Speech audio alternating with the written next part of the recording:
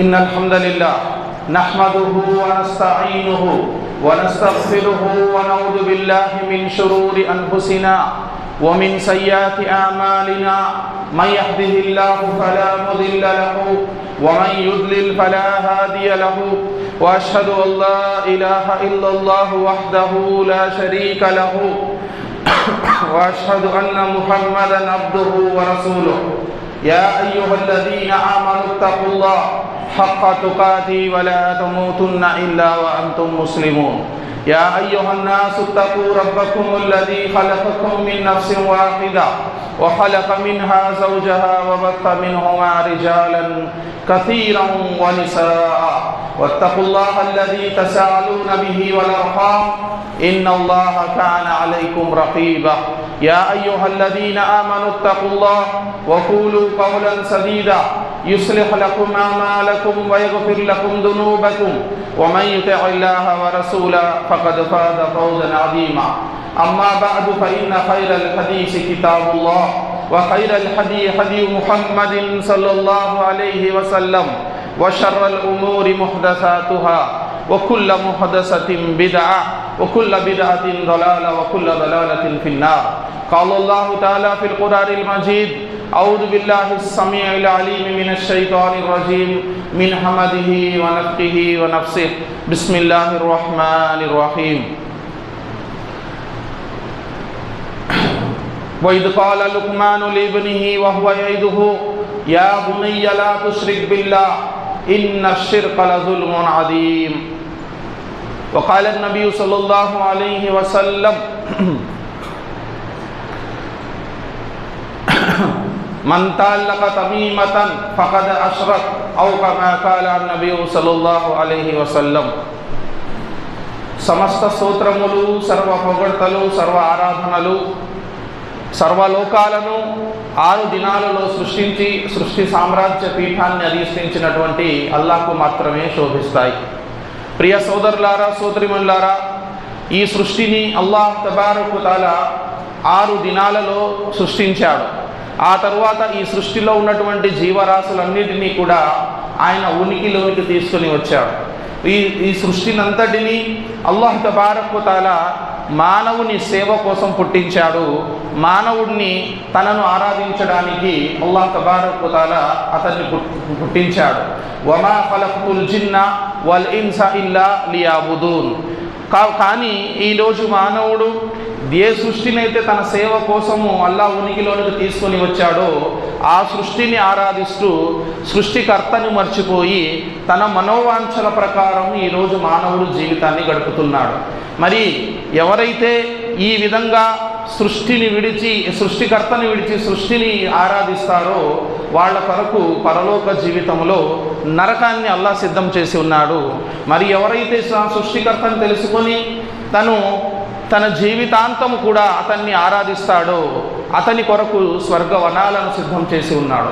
ఈ చిన్న విషయాన్ని చెప్పడానికి దాదాపు ఈ లోకంలో 1,24,000 మంది ప్రవక్తలను అల్లాహ్ ఉద్భవింపచేశాడు. వారందరిపై అల్లాహ్ యొక్క కారుణ్యాలు కురియుగాక.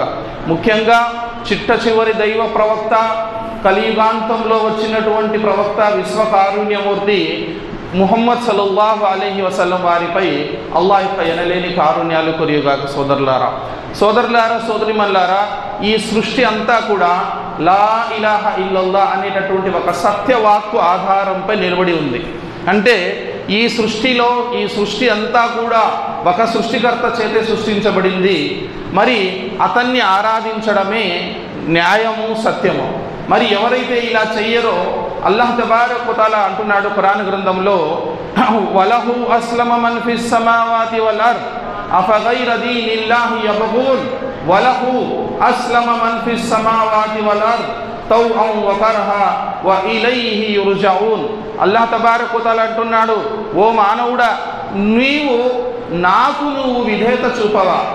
వలహు అస్లమ మన్ ఫిస్ సమావాతి వల్ అర్ద్, ఈ భూమి మరియు ఆకాశాలలో ఉన్నటువంటి సమస్త సృష్టి రాశులన్నీ కూడా, సూర్య చంద్రాదులు, నక్షత్రాలు, సమస్త జీవరాశులన్నీ కూడా ఎప్పటి నుంచో నాకు విధేయత చూపుతూ ఉన్నాయి. నీవు ఆరాధించినంత మాత్రాన నా యొక్క గొప్పతనం ఏమి పెరిగిపోదు. నీవు ఆరాధించినంత మాత్రాన నా గౌరవ ప్రతిష్టలు తరిగిపోవు అని అల్లాహ్ తబారక్ వ తఆలా చెప్తున్నాడు. సోదరులారా, మనం అల్లాహ్ను ఆరాధిస్తే మనకు లాభం కలుగుతుంది, మనము ఆరాధించకపోతే నష్టం మనకు కలుగుతుంది.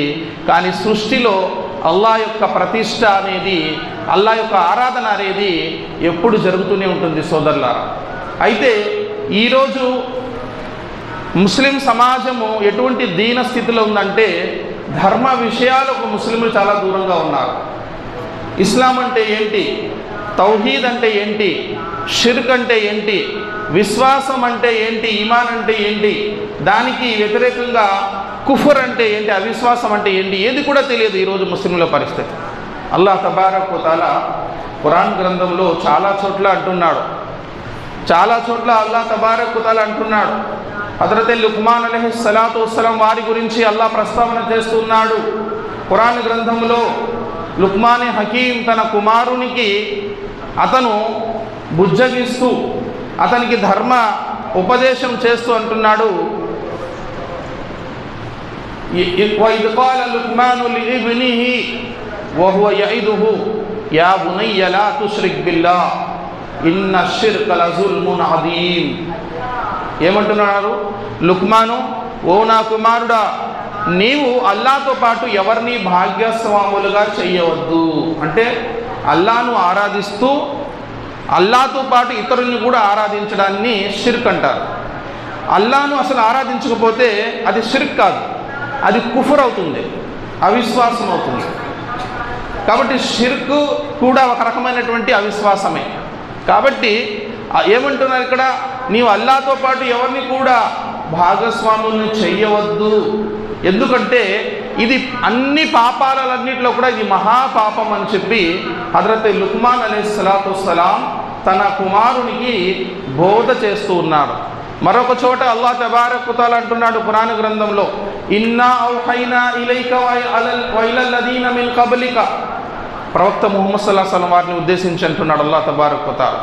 చూడండి షిర్క్ ఎంత మహాపాపం అంటే, అల్లాహ్ ఏమంటున్నాడు, ఇన్నా ఔహైనా ఇలైక, ఓ ముహమ్మద్ నీకు కూడా చెప్తున్నాను, నీ వైపు కూడా వహీ పంపుతున్నాను, వ ఇలల్ లదీన మిన్ కబ్లిక్, నీకు ముందు వచ్చినటువంటి ప్రవక్తలు ఎవరైతే ఉన్నారో వారికి కూడా నేను వహీ ద్వారా ఇదే మాటను చెప్పాను. ఏంటది? లఇన్ అషరక్త, ఒకవేళ నువ్వు కూడా ప్రవక్త కూడా షిర్క్ చేస్తే లయహ్బతన్న అమలు, నువ్వు చేసినటువంటి ఆచరణలన్నీ కూడా బూడిదలో వేసిన పన్నీరైగా అయిపోతాయి, వృధా అయిపోతాయి. వలతకూనన్న మినల్ ఖాసిరీన్, మరియు నువ్వు కూడా నష్టపోయిన వాడి అయిపోతావు. అంటే షిర్క్ ఎంత మహాపాపం అంటే, ఎంత పెద్దవాడు చేసినా కూడా అది తప్పే. అల్లాహ్ తబారక్ వ తఆలా అంటున్నాడు, ఓ ఆదాము కుమారుడా, ఇన్నల్లాహ లా యగ్ఫిరు అన్ యుష్రక బిహి వ యగ్ఫిరు మా దూన దలిక లిమన్ యషా. అల్లాహ్ ఏ పాపాన్నైనా క్షమిస్తాను అని అంటున్నాడు, కానీ అల్లాహ్ షిర్క్ని ఎన్నడూ కూడా క్షమించడు. మానవుడు ఏ పాపం చేసినా అల్లాహ్ క్షమిస్తాడు, కానీ ఒక షిర్క్ మాత్రం నేను క్షమించను అంటున్నాడు. ఓ ఆదాము పుత్రుడా, రేపు నీవు ప్రళయ దినం నాడు నన్ను కలవడానికి వచ్చినప్పుడు నీవు భూమండలమంత పాపాలు తీసుకొని నా వద్దకు వచ్చినా నేను అంతే క్షమాభిక్షతో నేను నిన్ను కలుసుకుంటాను.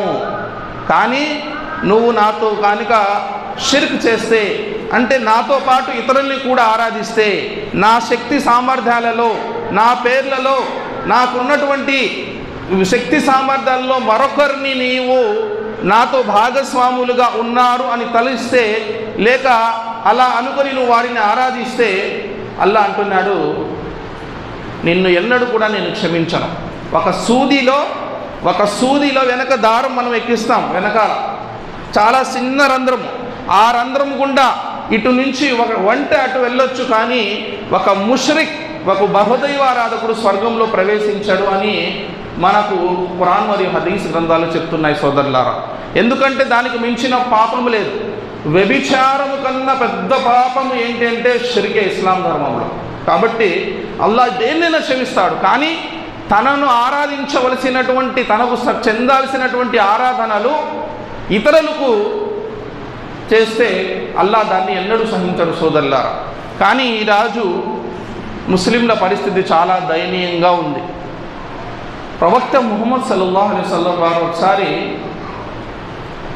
ఒక సవారీ మీద, అంటే ఒక కంచెర గాడిద మీద ఎక్కి వెళ్తున్నారు. వెనక హజరత్ మాజ్ బిన్ జబల్ రదియల్లాహు తఆలా అన్హు వారు ఉన్నారు. ప్రవక్త ముహమ్మద్ సల్లల్లాహు అలైహి వసల్లం వారు అంటున్నారు, యా మాజ్. ఎందుకంటే మాజ్ రదియల్లాహు తఆలా అన్హు వారంటే ప్రవక్త ముహమ్మద్ సల్లల్లాహు అలైహి వసల్లం వారికి ఎనలేని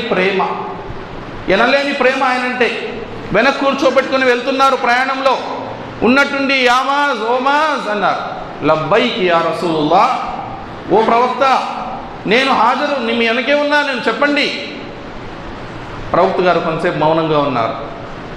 మళ్ళీ యా మాజ్ లబ్బైక్ యా రసూలుల్లాహ్, మా హక్కుల్లాహిల్ ఇబాద్, మా హక్కుల్లాహిల్ ఇబాద్. అల్లాహ్ యొక్క హక్కు దాసులపై ఏముంది? ఆయన ఈ సృష్టిని సృష్టించాడు, మనల్ని పుట్టించాడు, మనకు ఆహారాన్ని ఇస్తున్నాడు, మనకు చూడడానికి కళ్ళిచ్చాడు, మాట్లాడడానికి నోరిచ్చాడు. ఈ సమస్త సృష్టిని మన కోసం పుట్టించాడు ఆయన. సూర్య చంద్రాదులను మనకోనికి ఉనికిలోనికి తీసుకుని వచ్చాడు.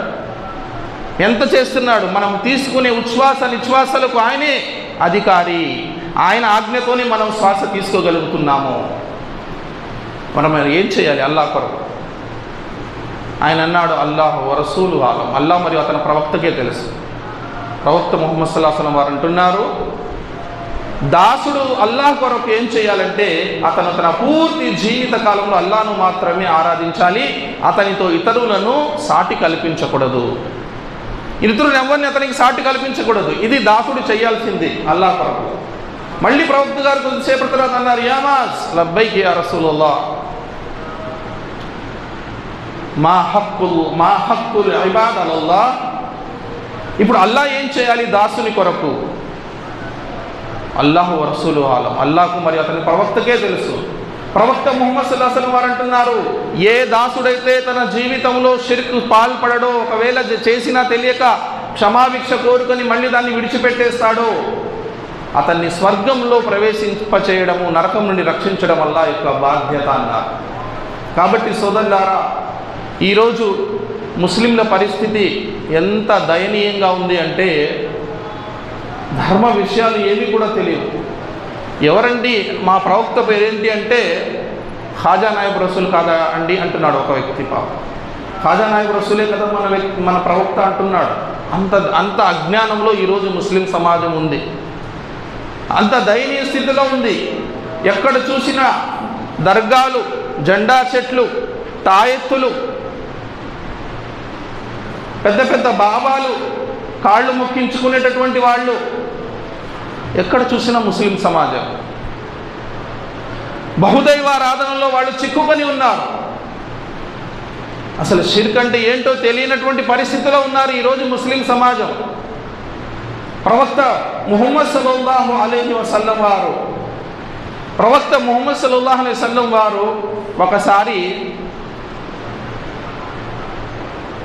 మక్కాను విజయం సాధించిన తర్వాత అక్కడి నుంచి హునైన్ యుద్ధానికి బయలుదేరారు రసూలుల్లాహి సల్లల్లాహు అలైహి వసల్లం వారు. మక్కా పైన విజయం సాధించారు. అక్కడి నుంచి హునైన్ బయలుదేరారు, యుద్ధానికి వెళ్తున్నారు. సహబా అంటున్నారు, అప్పుడే వచ్చారు ఇస్లాంలోకి చాలామంది కొత్తగా. అప్పట్లో వాళ్ళు ఏం చేసేవాళ్ళంటే యుద్ధానికి వెళ్ళేటప్పుడు అజ్ఞాన కాలంలో ఒక చెట్టు, జాతు నవైత్ లేదా నవాత్ అనేటటువంటి ఒక చెట్టు ఉండేది. ఆ చెట్టుకు తమ ఆయుధాలను కొంచెం సేపు వేలాడ తీసేవారు.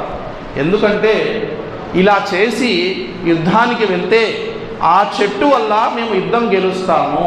మనం జెండా చెట్లు పెడుతున్నారు కదా, ఇప్పుడు పెళ్లి చేయాలంటే ముందు జెండాలు ఎత్తాలి, పిల్లవాడికి ఖత్నా అడుగులు చేయాలంటే జెండాలు ఎత్తాలి, ఏం చేయాలన్నా జెండాలు ఎత్తాలి, లేకపోతే వాడికి ఏమైనా అయిపోద్ది. అల్లాహు అక్బర్. ప్రవక్త ముహమ్మద్ సల్లల్లాహు అలైహి వసల్లం వారి కాలంలో ఎక్కడున్నాయండి ఈ జెండాలు? ప్రవక్త గారు ఎన్ని పెళ్ళిళ్ళు చేయలేదు, ఆయన ఎన్ని చేసుకోలేదు, సహబా ఎన్ని పెళ్ళిళ్ళు చేసుకోలేదు. జెండాలకి పెళ్ళిళ్ళకి సంబంధం ఏంటి? అసలు జెండా చెట్టుకు ఇస్లాంకి అసలు ఏంటి సంబంధం? అల్లాహు అక్బర్. సోదరులారా, ప్రవక్త గారు ఏమన్నారు? అల్లాహు అక్బర్. అటువంటి ఒక చెట్టు మా కొరకు ఇప్పుడు మీరు ఏ చెట్టుకు వేలాడదీయాలో చెప్తే, అప్పుడంటే అజ్ఞానంలో ఆ చెట్టుకు మేము వేలాడ తీసాం, ఇప్పుడు మేము ముస్లింలు అయిపోయాం కదా, మా కొరకు ఒక చెట్టు పెట్టండి మీరు అన్నారు. చూడండి, ప్రవక్త గారు అన్నారు, మీరు ఇంకా అజ్ఞానం పోలేదు నాయన. మూసా అలైహిస్సలాంని ఇశ్రాయేలీలు ఏ విధంగా అయితే ఆ ఆవు దూడ బొమ్మను సృష్టించమని చెప్పారో, ఆ విగ్రహారాధకులు ఏ విధంగా అయితే వాళ్ళకు ఒక దేవుడు కనిపిస్తున్నాడు, మాకు కూడా ఒక కనిపించే దేవుడు కావాలని అన్నారో, అలాగే మీరు నన్ను అడుగుతున్నారన్నారు ప్రవక్త సల్లల్లాహు అలైహి వసల్లం. కాబట్టి సోదరులారా, చెట్లకు చేమల వల్ల, వాటికి జెండాలు వేలాడతీయడం వల్ల, మన యొక్క ఆయుధాలు వేలాడతీయడం వల్ల, ఇంకొకటి ముడుపులు వెళ్ళి కట్టడం వల్ల, లేకపోతే కొన్ని చెట్ల దర్గాల దగ్గరికి వెళ్ళి తాళాలు వేసి వస్తారు, కోరికలు కోరుకొని తాళాలు వేసి వస్తారు. తాళం వేసి వస్తే ఆయన కోరిక తీరుస్తాడు అల్లాహు. ప్రియ సోదరులారా, సోదరిమల్లారా, ఇటువంటి అజ్ఞానపు స్థితిలో ముస్లిం సమాజం ఉంది. షిర్కులో కూరుకొని పోయి ఉన్నారు, షిర్కులో కూరుకొని పోయి ఉన్నారు. ఎక్కడ చూసినా దర్గాలు. ఇండియా, బంగ్లాదేశ్, పాకిస్తాన్లో ముఖ్యంగా దర్గాల మీద దర్గాలు. ప్రవక్త ముహమ్మద్ సల్లల్లాహు అలైహి వసల్లం వారు అంటున్నారు, లానతుల్లాహి అలల్ యహూదు వన్ నసారా ఇత్తఖజు అంబియా ఖుబూరహుం మసాజిదా. బుఖారీ, ముస్లిం హదీస్. ఇది మామూలు విషయం కాదు. అందుకే ప్రవక్త గారి శాపం ఈరోజు ముస్లింల మీద పడుతుంది. మనము దువా కూడా చేస్తాం, బద్దువా కూడా చేస్తాం.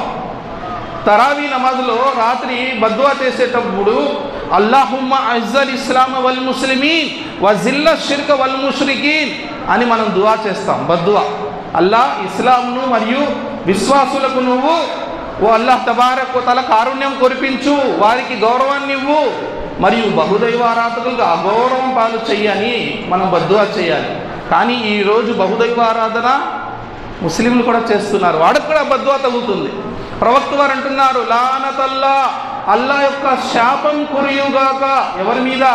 అలల్ యహూద్, యూదులపై, వన్ నసారా, మరియు క్రైస్తవులపై. ఎందుకు? ఇత్తఖజు అంబియా ఖుబూరహుం మసాజిదా. వాళ్ళ ప్రవక్తలు చనిపోయిన తరువాత వాళ్ళ సమాధులను వాళ్ళు ఆరాధనాలయాలుగా చేసుకున్నారు. కాబట్టి అల్లా ఏం చేయాలి? వాళ్ళని శపించాలన్నారు ప్రవక్త గారు. ఈరోజు ముస్లింలు ఏం చేస్తున్నారండి? ఏం చేస్తున్నారు? కాబట్టి ఆ శాపాన్ని డైవర్ట్ చేసుకుంటున్నారు ముస్లింలు. ఆ శాపాన్ని, ప్రవక్త గారి శాపాన్ని డైవర్ట్ చేసుకుంటున్నారు.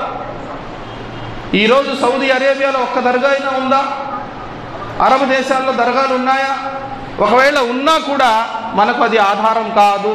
ఇస్లాం ధర్మములో సృష్టి పూజ లేనే లేదు, ఎవరికి కూడా సజ్దా లేదు ఇస్లాం ధర్మం. ఒకసారి రసూలుల్లాహ్ సల్లల్లాహు అలైహి వసల్లం వారు మస్జిద్ నబవీలో కూర్చొని ఉన్నారు. ఒక వ్యక్తి కైసర్ మరియు కుస్రాకు వెళ్ళి వచ్చాడు, క్రైస్తవ దేశాలకు వెళ్ళి వచ్చాడు. ఆయన వ్యాపారం కోసం వెళ్ళాడు, ఏదో పని మీద వెళ్ళాడు. వచ్చి ప్రవక్త గారికి సజ్దా చేశాడు, కాళ్ళ మీద పడిపోయాడు, వచ్చి సజ్దా చేసేసాడు ప్రవక్త గారు. ప్రవక్త గారు ఏదో అజ్ఞానం వల్ల చేశాడని లేపారు. ఏందన్నా, ఏం చేస్తున్నావు? లేయి పైకి. ఇస్లాంలో కాళ్ళు మొక్కడం లేదు, ఎవరికి కూడా కాళ్ళు మొక్కడం లేదు, సజ్దా లేదు, ఎవరికి కూడా సాష్టాంగం లేదు. పైకి లేపి అన్నారు ప్రవక్త ముహమ్మద్ సల్లల్లాహు అలైహి వసల్లం వారు, ఎందుకు చేశావు ఇలా? ఎందుకు కనుక్కోవాలి కదా, వాడికి చెప్పాలి ఎందుకు చేశాడు. అతను అంటున్న ప్రవక్త గారు, నేను కైసర్ మరియు కుస్రా దేశాలకు వెళ్ళి వస్తున్నాను. అక్కడ రాజుల ముందుకు ఎవరైనా రావాలి అంటే వాళ్ళు సజ్దా చేస్తూ రావాలి, అది చూసి నేను వస్తున్నాను. అప్పుడు నా మనసులో ఒక మాట వచ్చింది, ఏంటంటే ఈ భూమండలంపై ఒకవేళ సజ్దాకు అర్హులు ఎవరైనా ఉంటే అది మీరే. ఎందుకంటే అల్లాహ్ తరువాత అల్లాహ్ యొక్క సృష్టి రాసుల్లో మీకున్న స్థానం ఎవరికి లేదు. అల్లాహ్ రీజన్ కరెక్టే, రీజన్ కరెక్టే. ఆయన ఏమన్నాడు? ప్రవక్త గారు వెంటనే వెళ్ళి ఇతర సహబాని కూడా పిలిచారు. ఈయనకొక్కడికి చెప్పి వదిలేస్తే సరిపోదు కదా, ఈ అజ్ఞానం ఇలాగే వ్యాపిస్తుంది. ప్రవక్త గారు వేరే వాళ్ళని కూడా పిలిచారు. పిలిచి ఏమన్నారు? చూడండి, నాకు ఈయన ఇలా సజ్దా చేశాడు, రేపు నేను చనిపోయిన తరువాత, జాగ్రత్తగా వినండి, రేపు నేను చనిపోయిన తరువాత నా సమాధి పక్కగా మీరు వెళ్తుంటారు, అప్పుడు నా సమాధికి మీరు సజ్దా చేస్తారా?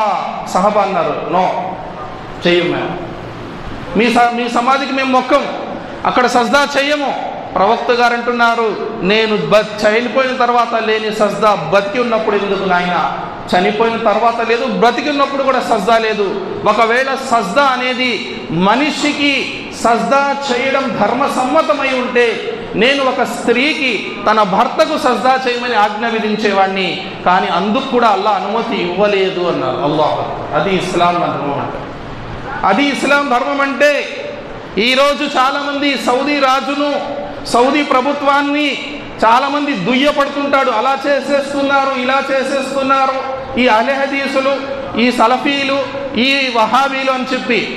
ఒక్క విషయం చూడండి సోదరులారా, సోదరిమణులారా, మొన్న మనకు తెలుసు ఒక పెద్ద ఇక్కడ ఈవెంట్ జరిగింది భారతదేశంలో.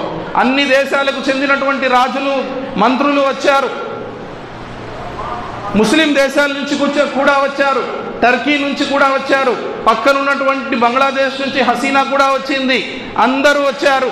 ఆ రోజు గాంధీ జయంతి, అందరూ వెళ్ళి ఆయన సమాధి దగ్గర నిలబడి నివాళులు అర్పించారు. కానీ సౌదీ రాజు వచ్చాడా? నిలబడ్డాడా అండి? అదంతా మీడియాలో ఒక పెద్ద ప్రోగ్రాం చేశారు. ఎందుకు రాలేదు సౌదీ రాజు, ఎందుకు రాలేదు అంటే, ఎందుకంటే ఇస్లాం ధర్మములో సమాధుల వద్ద నిలబడము, సమాధులు గట్టిగా వాటిని నిర్మించి అక్కడ నిలబడడం అనేది హరాం, నిషిద్ధం, కాబట్టి రాలేదు. ఒక్క మాటతో పూర్తి భారతదేశానికి ఆయన తౌహీద్ యొక్క దావత్ ఇచ్చి వెళ్ళాడు. ఇక్కడ మీడియా అంతా కోడే కూసింది ఇది తౌహీద్ అని చెప్పి ఆయన అక్కడికి రాకుండా దావత్ ఇచ్చి వెళ్ళాడు. అదే దావత్ అంటే పెద్ద పెద్ద ప్రసంగాలు ఇవ్వాల్సిన అవసరం లేదు, పెద్ద పెద్ద ప్రసంగాలు ఇవ్వాల్సిన అవసరం లేదు సోదరులారా. అది అల్హమ్దులిల్లా తౌహీద్ అంటే. తౌహీదే ముఖ్యమైనది సోదరులారా. కాబట్టి ఈరోజు తౌహీదుపై ఉన్నటువంటి మరియు ఖురాన్ హదీసు తమ రాజ్యాంగంగా ఉన్నటువంటి దేశం సౌదీ అరేబియా దేశం. అల్లాహ్ అక్బర్. కాబట్టి సోదరులారా, మనము కొంచెం ఆలోచన చేయాలి. అల్లా మనకు బుద్ధి జ్ఞానాలు ప్రసాదించాడు. ఇస్లాం ధర్మములో ప్రవక్త గారికే సజ్దా లేనప్పుడు ఏ సహబీ కానీ, ఏ వలీ కానీ ప్రవక్త గారికి మించి ఉన్నారా? ప్రవక్తకు మించి ఎవరైనా ఉన్నారా అండి? ప్రవక్త గారి యొక్క రసూలుల్లాహ్ సల్లల్లాహు అలైహి వసల్లం వారి యొక్క స్థానం ఏంటి ఇస్లాంలో? ఆయన ఎంత గొప్ప వ్యక్తి. అటువంటి వ్యక్తికే సజ్దా లేనప్పుడు ఇతరుల సమాధుల్ని మొక్కడం ఎంతవరకు సమంజసం? కాబట్టి షిర్క్ను మీరు అర్థం చేసుకోవాలి. ప్రవక్త ముహమ్మద్ సల్లల్లాహు అలైహి వసల్లం వారు కాదండి, ఆయన పెద్ద బాబా, ఆయన పెద్ద వలీ. అక్కడికి వెళ్తే చాలా శుభాలు జరుగుతాయి, అక్కడికి వెళ్తే కల్లో వచ్చి ఆపరేషన్లు చేసేస్తున్నారు. ఇవే మాటలు ఇతరులు కూడా చెప్తున్నారు. చర్చికి వెళ్ళే వాళ్ళు కూడా చెప్తున్నారు, టెంపుల్కి వెళ్ళే వాళ్ళు కూడా చెప్తున్నారు. అందరు చెప్తున్నారు కదా, అందరికీ మేలు జరుగుతుందని. వాళ్ళకు కూడా కళలు వస్తున్నాయి, వాళ్ళకు కూడా కళలో ఆపరేషన్లు జరుగుతున్నాయి. అల్లా కళలో వచ్చి ఆపరేషన్లు చేయడండి. కాబట్టి ఎవరు వస్తున్నాడో ఒకసారి ఆలోచించుకోండి. కళలో నువ్వు ఎవరిని నమ్ముకుంటున్నావో ఆయన రూపంలో వచ్చేస్తున్నాడు వాడు. కాబట్టి ఎవరు వస్తున్నాడో ఒకసారి ఆలోచన చేసుకోవాలి. రసూలుల్లాహ్ సల్లల్లాహు అలైహి వసల్లం వారు వజూ చేస్తున్నారు. సహాబా ఏం చేస్తున్నారు? ఆ నీళ్లు పట్టుకుంటున్నారు, మొహం మీద ఒంటి మీద దాన్ని పులుముకుంటున్నారు. అల్లాహు అక్బర్. ప్రవక్త ముహమ్మద్ సల్లల్లాహు అలైహి వసల్లం వారి యొక్క వంటి మీద నుండి జాలువారే నీరు, ఆయన చెమట, ఆయన ఉమ్ము, వీటన్నిటిలో కూడా బరకత్ ఉంది. ఉందా లేదా? ఉంది కదా? చెప్పండి. హై ఇది 100% ఉంది. దాన్ని మేము కూడా విశ్వసిస్తాం. ప్రవక్త వారు ఉమ్మితే దాన్ని తీసుకొని దాచిపెట్టుకునేవాడు సహాబా. ప్రవక్త గారు ఎంగిల్ చేసినటువంటి ఆ తోలు సంచి కట్ చేసి పెట్టుకున్నారు. ఎవరికైనా అస్వస్థత అయితే, బాగలేకుండా వస్తే దాన్ని నీళ్ళలో కలిపిస్తే, తాపిస్తే బాగైపోయేది. ప్రవక్త గారు నిద్రపోతున్నారు, చెమట జారుతుంది ఆయన బాడీ మీద నుంచి వెనక వీపు మీద. ఒక సహబీ వచ్చి డబ్బీలో పట్టుకొని ఒక సీసాలో తాళం దాన్ని జాగ్రత్తగా పెట్టుకున్నారు. ఎవరికైనా బాగలేకపోతే ఒక చుక్క వేసి కలిపిచ్చేస్తే తాగితే బాగైపోయేది. స్వస్థత ఉంది, బరకత్ ఉంది, ప్రవక్త గారి చెమటలో ఉంది. దాన్ని మేము లేదని చెప్పాం. కానీ ప్రవక్త గారు ఒకసారి వజూ చేస్తున్నారు. సహబా ఆ నీళ్లు పట్టుకొని శరీరాల మీద పులుముకుంటున్నారు. ప్రవక్త గారు అన్నారు, ఏం చేస్తున్నారు? ప్రవక్త గారు, మేము దాని నుండి బర్కత్ తీసుకుంటున్నాం, శుభాన్ని తీసుకుంటున్నాం. ప్రవక్త గారు అంటున్నారు, లా తఫ్అల్, అలా చేయొద్దు. అల్లాహు అక్బర్. మీరు నిజంగా నా ఎడల ప్రేమ ఉంటే నిజం మాట్లాడండి. నిజం మాట్లాడండి, ఇస్లాంని ఆచరించండి, మీరు నమాజులు చదవండి, ఉపవాసాలు పాటించండి. అంతేకాని అల్లాహ్ తబారక వ తఆలా ఏమంటున్నాడు? మై యుతిఇర్ రసూల ఫఖద్ అతా అల్లాహ్. మీకు అల్లాహ్ ఎడల నిజమైన ప్రేమ ఉంటే వ ఇన్ కుంతుం తుహిబ్బూనల్లాహ్ ఫత్తబిఉని, అల్లాహ్ ఎడల ప్రేమ ఉంటే ఎవరిని అనుసరించమంటున్నాడు? ప్రవక్త గారిని అనుసరించమంటున్నాడు అల్లాహ్. ఆయన సమాధిని మొక్కమండం లేదు. ఈరోజు కూడా చాలామంది అక్కడికి వెళ్ళి మక్కా దగ్గరగా మదీనాలు వెళ్ళి ఇక్కడేరా ప్రవక్త గారు తిరిగిందని చెప్పి కింద పడి దొల్లాడుతున్నారు అక్కడ. ఇది కాదు ఇస్లాం అంటే. పిచ్చితనం, వెర్రితనం ఇస్లాం కాదు. పిచ్చి పట్టినట్లు ఉన్మాదులాగా అక్కడికి వెళ్ళి చేయడం ఇది ఇస్లాం కాదు. ఇస్లాం ధర్మము ఈ అల్లాహ్ తబారక వ తఆలా ఏదైతే మనకు ఆరాధన పద్ధతులు నేర్పించాడో ఆ పద్ధతులలో అల్లాహ్ను ఆరాధించాలి సోదరులారా, సోదరిమల్లారా. మరి ఈరోజు సమాధుల దగ్గరికి వెళ్ళి అక్కడి నుంచి మట్టి తెచ్చుకోవడము, టెంకాయ తెచ్చుకొని ఇంటి ముందు వేలాడ తీయడము, రొట్టెలు తెచ్చుకొని నెల్లూరుకి వెళ్ళి తినడము, ఏంటండి ఇదంతా కూడా? ఏంటి ఇదంతా కూడా? లేదండి, మేము వెళ్ళి వాళ్ళని అక్కడ వెళ్ళి ఆరాధన చేయడం లేదు, వాళ్ళ సిఫారసు తీసుకుంటున్నాం. వాళ్ళు మేము పాపాత్ములము, వాళ్ళు పెద్ద పెద్ద వలీలు, బాబాలు, వాళ్ళందరూ కూడా పెద్ద పెద్ద వలీలు, షహీదులు. రేపు ప్రళయ దినం రోజు వాళ్ళు మమ్మల్ని రక్షిస్తారు. వాళ్ళ దగ్గరికి వెళ్తూ ఉంటే వాళ్ళ సిఫారసుతో మనం స్వర్గానికి వెళ్ళిపోతాం మేము. ఏమండి, ఉపవాసం సిఫారసు చేయదా? రాత్రి ఖురాన్ పారాయణం చేస్తే ఖురాన్ వచ్చి సిఫారసు చేయదా? ఏమన్నారు ప్రవక్త గారు? రేపు ప్రళయ దినం నాడు ఉపవాసం అంటుంది, ఓ అల్లా, ఇతను నా కొరకు ఉదయం నుంచి సాయంత్రం వరకు తినకుండా తాగకుండా భార్యకు దూరంగా ఉన్నాడు, ఇతన్ని నువ్వు నరకం నుండి రక్షించి స్వర్గంలో పంపించని స్వయంగా మనం చేసేటటువంటి ఆరాధన ఉపవాసం సిఫారసు చేస్తుంది. ఇది గ్యారంటీ సిఫారసు. ఖురాన్ అంటుంది, ఇతను రాత్రులు మేలుకుని నన్ను పారాయణం చేసేవాడు, ఇతన్ని క్షమించు. ఖురాన్ మన కొరకు సిఫారసు చేస్తుంది. ఇది గ్యారంటీ సిఫారసు. ప్రవక్త గారు గ్యారంటీ ఇచ్చిన సిఫారసు ఇది. అది కాకుండా అన్గ్యారంటీ సిఫారసు, షిర్క్తో కూడిన సిఫారసు చేస్తున్నాం మనం. ఇదే మాట ఎవరు చెప్పేవాళ్ళు? ఆనాటి మక్కా ముష్రికులు చెప్పారు. ఎవరికైతే ప్రవక్త గారు యుద్ధం చేశారో ఏమన్నారు వాళ్ళు? అలా లిల్లాహి దీనుల్ ఖాలిస్ వల్లదీన ఇత్తఖజూ మిన్ దూని ఔలియా మా నాబుదుహుం లియుకర్రిబూనల్లాహ జుల్ఫా. ఏమండి, ధర్మాన్ని అల్లాహ్ కొరకే ప్రత్యేకించండి, అల్లాహ్ని ఆరాధించండి అంటే వాళ్ళు ఏమంటారు? పిచ్చోడా, మేము ఈ విగ్రహాన్ని పూజించడం లేదురా, ఈ విగ్రహంలో దేవుణ్ణి చూసుకుంటున్నాం అని వాళ్ళు కూడా ఉన్నారు ఈ రోజుల్లో. మీ భార్య వచ్చి మీరు ఊరికి వెళ్ళి వచ్చేదాకా మీ తమ్ముళ్ళు నేను మిమ్మల్ని చూసుకుంటాను అంటే ఊరికి వెళ్తాడా వాడు? షిర్క్ ఎంత భయంకరమైందంటే అల్లాహ్ అంటున్నాడు. అందుకే షిర్క్ని వ్యభిచారంతో పోల్చాడు అల్లాహ్ ఖురాన్. దేవుణ్ణి రాయిలో చూసుకుంటాడంట, చెట్టులో చూసుకుంటాడంట, ప్రతి దాంట్లో ఉన్నాడంట దేవుడు. మీ తమ్ముడిని మీలో చూసుకుంటుంది నీ భార్య నువ్వు వచ్చేదాకా ఊరికి అంటే వాడు ఇంక ఊరికి వెళ్తాడా? అందుకే ఖురాన్ గ్రంథంలో షిర్క్తో పోల్చాడు అల్లాహ్. నీలో ఉన్న సామర్థ్యాలన్నీ మళ్ళీ నీ తమ్ముళ్ళలో ఉన్నాయి. ఏం తప్పే ఉంది? ఈ సృష్టిని సృష్టించిన సృష్టికర్త ఎక్కడా? సృష్టి ఎక్కడ అంటే సృష్టికర్తను సృష్టిలో చూసుకుంటావా నువ్వు? నీ ఇష్టం. దీనికి దేవుడు ఎక్కడ ఆజ్ఞ విధించలేదు. అల్లాహ్ అంటున్నాడు ధర్మాన్ని అల్లాహ్ కొరకు ప్రత్యేకించండి అంటే వాళ్ళు ఏమంటారు?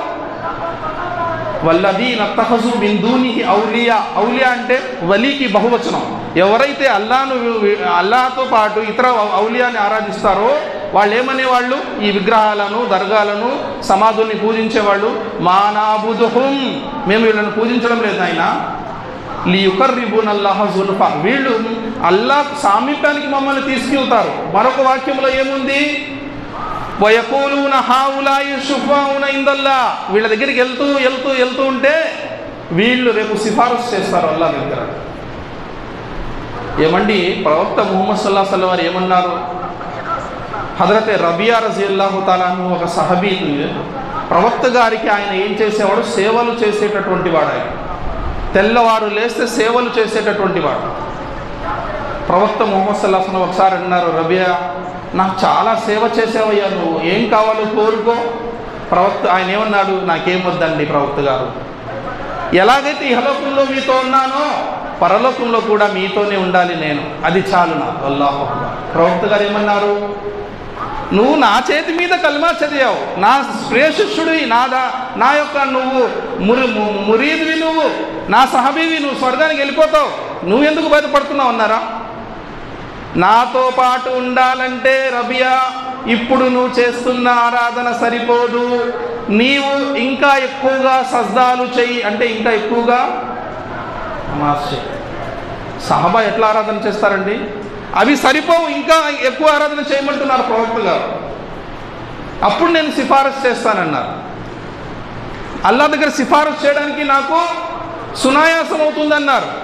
మనం ఏమీ చేయకుండా, ఏమండి మంత్రి గారు మా అబ్బాయికి ఉద్యోగం ఇప్పించండి, ఎన్ని మార్కులు? 22 మార్కులు వచ్చాయి. మొహం మీద కొట్టడా? చెప్పు తీసుకొని కొడతాడు నన్ను అడిగితే. ఇంకా ఫెయిల్ అయిన వాడికి ఎట్లా ఉద్యోగం ఇవ్వాలరా అని చెప్పి. సిఫారసు చేయించుకోవాలన్నా కొన్ని అర్హతలు ఉండాలి. మనం సిఫారసు చేయించుకోవాలన్నా కొన్ని అర్హతలు ఉండాలి మన వద్ద. కాబట్టి సోదరులారా, మనము ఇటువంటి షిర్క్ కార్యాలను, ప్రవక్త గారి సమాధికే సజ్దా లేనప్పుడు ఇంకా ఈరోజు ఏంటండి మనం చేస్తున్న పని? అది వదిలిపెట్టండి. ఇంకా తాయెత్తులు, ఒక్కొక్కడికి అయితే ఇంత బరువు తాయెత్తులు ఉంటాయి మెడలో. బండికి ఒక తాయెత్తు, ఇంటికి ఒక తాయెత్తు, పిల్లవాళ్ళకి కాళ్ళకి నల్ల దారాలు, ప్రతి ఒక్కడికి కూడా ఒక్కొక్క దారం. ఏంటండి? దిష్టి తగులుతుందని వాళ్ళ అమ్మమ్మ కట్టిందండి, దిష్టి తగులుతుందని వాళ్ళ నాన్నమ్మ కట్టిందండి. దిష్టి తగిలితే ప్రవక్త గారు ఏం చెప్పారు? హసన్ హుసైన్ రజల్లాహు తాలా వారికి దిష్టి తగిలింది. ప్రవక్త గారు దిగులుగా ఉన్నారు. జిబ్రైల్ ఇస్లాం వారు వచ్చారు. ఏంటండి దిగులుగా ఉన్నారు? ప్రవక్త ముహమ్మద్ సల్లల్లాహు అలైహి వసల్లం వారు, మేరే నవాసుకు నజర్ లగ్గి, నా యొక్క మనవాళ్లకు దిష్టి తగిలింది. చూడండి, ఎప్పుడు ఆడుకునే వాళ్ళు, బాగా ఎంతో చలాకీగా ఉండేవాళ్ళు ఎలా ఉన్నారో. చదవండి. ఏం చదవాలి? ఔదు బి కలిమాతిల్లాహి తామ్మాతి మిన్ షర్రి కుల్లి షైతాని వ హమ్మతి మిన్ కుల్లి ఐనిన్ లమ్మ. ఈ దువా చదివి ఊదండి అన్నారు. ఊదారు, బాగా అయిపోయారు. ఇది ఇస్లాం మనకు నేర్పుతుంది. మనం అల్లాహ్ శరణు కోరాలి, తాయెత్తులు కాదు, పసుపు నీళ్లు కాదు, గంధపు నీళ్లు కాదు. ఇబ్రాహీం అలైహిస్సలాం కూడా తన కుమారులు ఇస్హాక్ మరియు ఇస్మాయిల్కు ఇదే దువా చదివారని చెప్పారు జిబ్రైల్ అలైహిస్సలాం. ఒకసారి ఒక వ్యక్తి వ్యాధికి గురయ్యారు. ప్రవక్త గారు వెళ్ళి చూసి, ఏమయ్యా ఎలా ఉన్నావు, ఎలా ఉంది జ్వరం నీకు? బాగానే ఉందండి, ఇక్కడ ఏదో తగిలింది. ఏంటిది? ఏం లేదండి, ఇది కట్టుకున్నాను, ఇది కట్టుకుంటే కొంచెం జ్వరం తగ్గుతుందని చెప్పారు ఎవరో, నేను కట్టుకున్నానండి. ప్రవక్త గారు అన్నారు, ఇది కట్టుకుంటే తగ్గదు నాయన, ఇంకా పెరిగిద్ది, పైగా నువ్వు ఇలాగే చనిపోతే నేను నీ జనాజా కూడా చదవను. ఈరోజు ఎంతమంది తాయెత్తులు వేసుకుని చనిపోతారు, మనం జనాజా చదివి చేస్తున్నాం.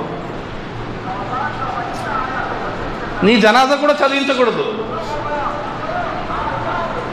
బండికి నింద పెద్ద నిమ్మకాయలు కట్టుకుని వస్తాడు. ప్రవక్త ముహమ్మద్ సల్లల్లాహు అలైహి వసల్లం వారు అంటున్నారు, మన్ తాలక తమీమతన్ ఫకద్ అష్రక్. ఏ వ్యక్తి అయితే తమీమా, ఏంటి తమీమా అంటే? నల్లదారాలు, తాయెత్తులు, కడియాలు, గుర్రపు నాడలు, చెప్పులు, ముళ్ళ చెట్లు, మన గుమ్మడి కాయలు, దయ్యపు బొమ్మలు, ఏవైతే దిష్టి కోసం ఏవేవైతే మనం పెడతామో ఇవన్నీ దాంట్లోకి వస్తాయి. ఇవన్నీ ఎవరైతే వేలాడదీశాడో అతను బహు షిర్క్ చేసినట్లే. షిర్క్ అంటే నువ్వు విగ్రహాలను మొక్కాల్సిన అవసరమే లేదు.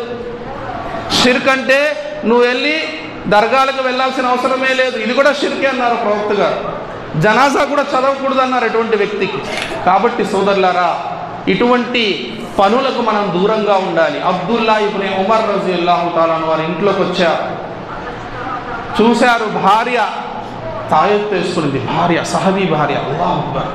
ఏంటి అబ్దుల్లా ఇంట్లోకి షిర్క్ ఎప్పుడు వచ్చేసింది, బహుదైవారాధన ఎప్పుడు వచ్చేసింది? నా కంట్లో నొప్పిగా ఉందండి. ఒక యూదురాలు తాయెత్తిస్తుంటే తీసుకొచ్చి కట్టుకున్నారు. అల్లాహ్. వ్యాపారం. ఒక యూదురాలు ఇచ్చింది, తాయెత్తు కట్టుకున్నాను. ఆయన ఔజు బిల్లాహి మినష్ షైతానిర్ రజీమ్ తెంచి పడేశారు. అబ్దుల్లా ఇంట్లోకి షిర్క్ రాకూడదు. నీ కంట్లో శైతాన్ పొడుస్తున్నాడు. ఎప్పుడైతే నువ్వు తాయెత్తు వేసుకున్నావో ఈ తాయెత్తు వల్ల స్వస్థత కలుగుతుంది అని నిన్ను నమ్మించడానికి నీ కంట్లో పొడవడం ఆపేశాడు. నువ్వు ఎప్పుడైతే షిర్క్ చేశావో, పాపం చేశావో, నీకు ఆ షిర్క్ మీద నమ్మకం కలిగించడానికి వదిలేశాడు. నువ్వు దానివల్ల తగ్గింది అనుకుంటున్నావు. ఇవంతా శైతాన్ డ్రామాలు, శైతాన్ ఆడేటటువంటి నాటకాలు ఇవన్నీ కూడా.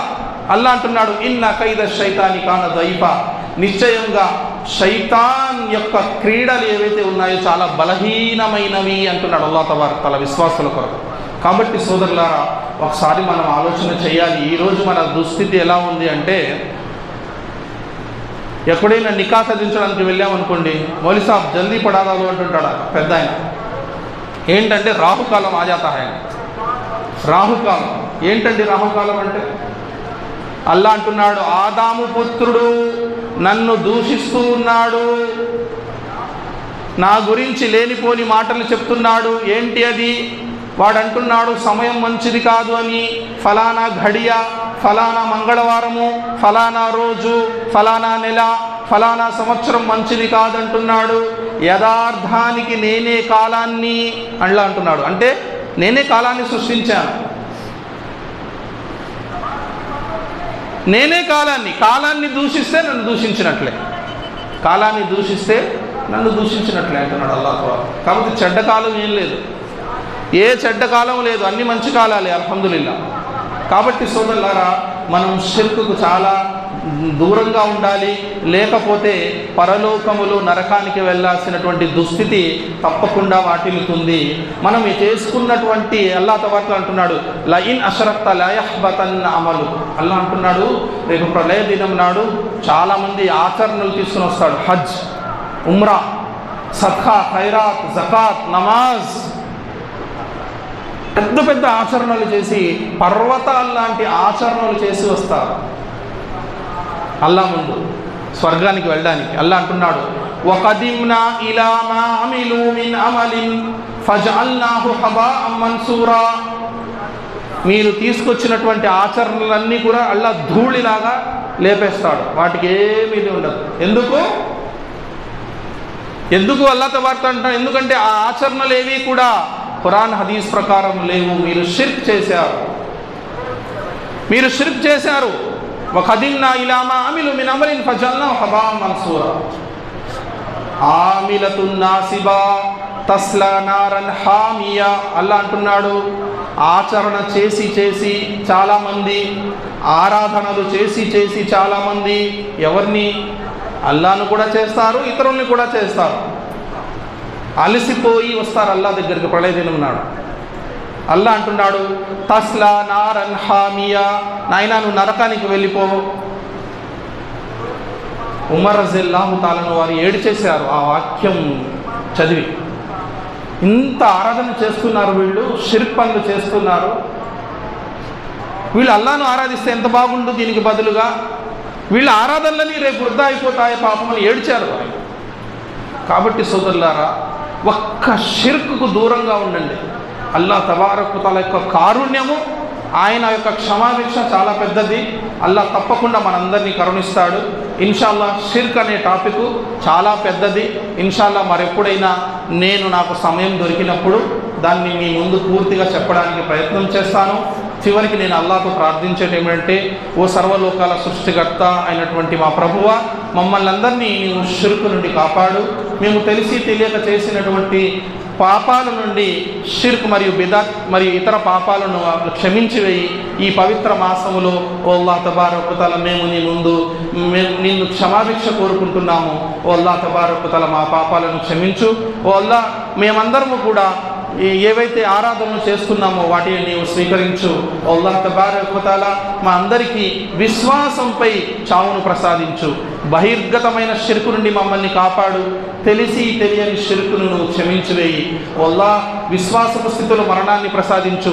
లా ఇలాహ ఇల్లల్లా ముహమ్మద్ రసూలుల్లా చదువుతూ మరణించే సౌభాగ్యాన్ని ప్రసాదించు. ఓ అల్లా, ప్రళయం దినం నాడు ప్రవక్త ముహమ్మద్ సల్లల్లాహు అలైహి వసల్లం వారి యొక్క సిఫారసును మాకు ప్రసాదించు. అల్లా, దానికి అర్హులమయ్యే విధంగా మమ్మల్ని దీవించు. ప్రవక్త ముహమ్మద్ సల్లల్లాహు అలైహి వసల్లం వారి యొక్క చేతి మీద ఆబె కౌసర్ను తాగేటటువంటి సౌభాగ్యాన్ని మాకు ప్రసాదించు. ఓ అల్లా తబారక్ వ తఆలా, మమ్మల్ని అందరినీ కూడా స్వర్గంలో జన్నతుల్ ఫిర్దౌస్ అర్హులయ్యే వారిగా మమ్మల్ని తీర్చిదిద్దు. ఓ అల్లాహ్ తబారక్ వ తఆలా, స్వర్గంలో ఓ అల్లా మాకు నిన్ను చూసేటటువంటి సౌభాగ్యాన్ని మాకు ప్రసాదించు. రబ్బనా తకబ్బల్ మిన్నా ఇన్నక అంతస్ సమీఉల్ అలీం వ తుబ్ అలైనా ఇన్నక అంతత్ తవ్వాబుర్ రహీం. సుబ్హాన రబ్బిక రబ్బిల్ ఇజ్జతి అమ్మా యసిఫూన్ వస్సలాము అలల్ ముర్సలీన్ వల్హమ్దులిల్లాహి రబ్బిల్ ఆలమీన్.